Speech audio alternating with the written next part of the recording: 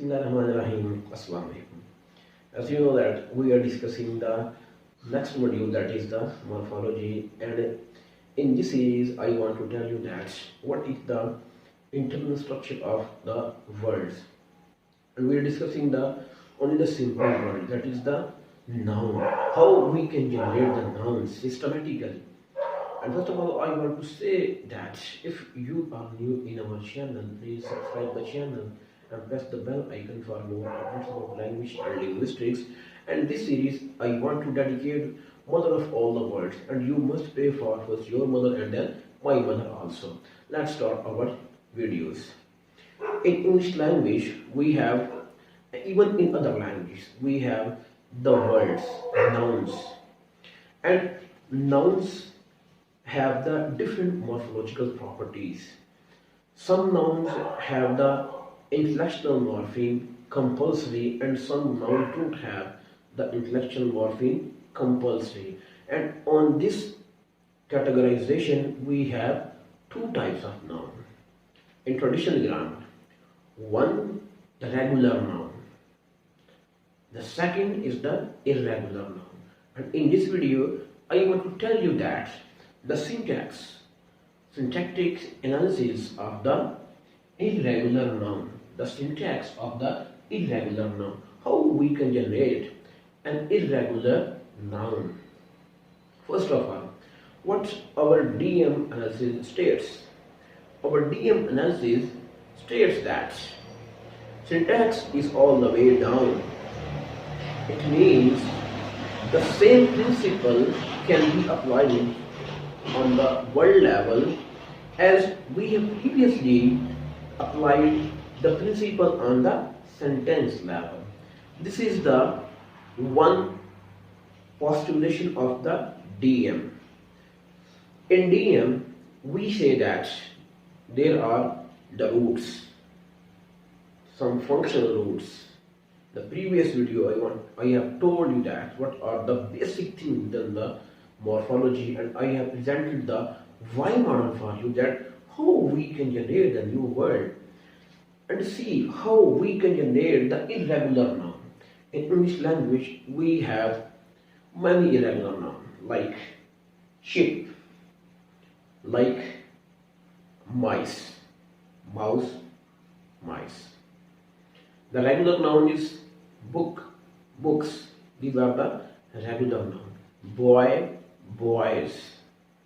But the issue is that some words don't have the inflectional morpheme overtly, and syntactically we can say that these categorization, these system, these syntax have the layer, but the layer is the empty layer. And in syntax we can say that this is the null head, but the position, we have the position, that is the null. Null means we don't have any material that have phonetic properties. And see, if we suppose that we have the word sheep, sheep, we have the word sheep.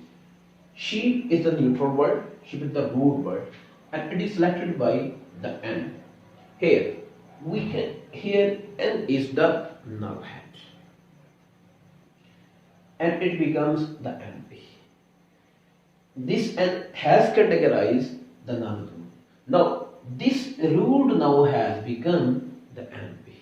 Before merging with the N, this is not categorized as the noun phrase. And if we want to make the plural of this root, this whole NP is selected by the number phrase. And this number phrase has the two features. One is the plus plural feature, and one is the minus feature.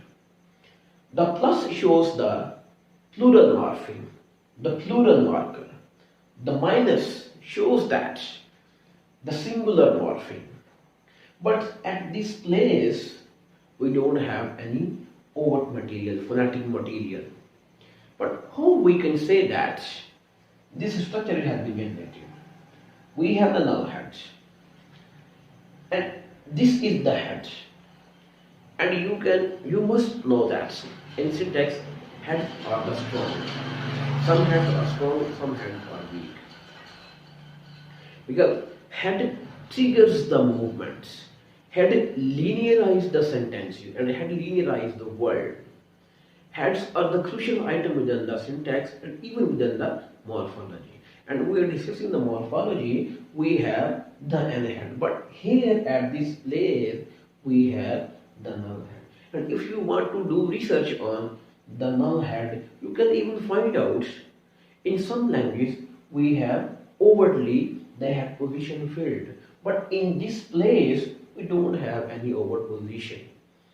And this whole NP selected by the number phrase, and this number phrase has the two features. The plus means the plural feature and the one minus means the singular feature.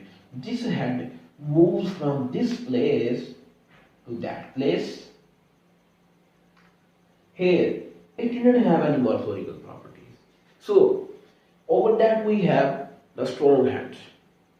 And this head moves from this place to that head, and in this way we can say that this sheep has become plural at this place. If this sheep moves from this place to n place, it becomes the noun.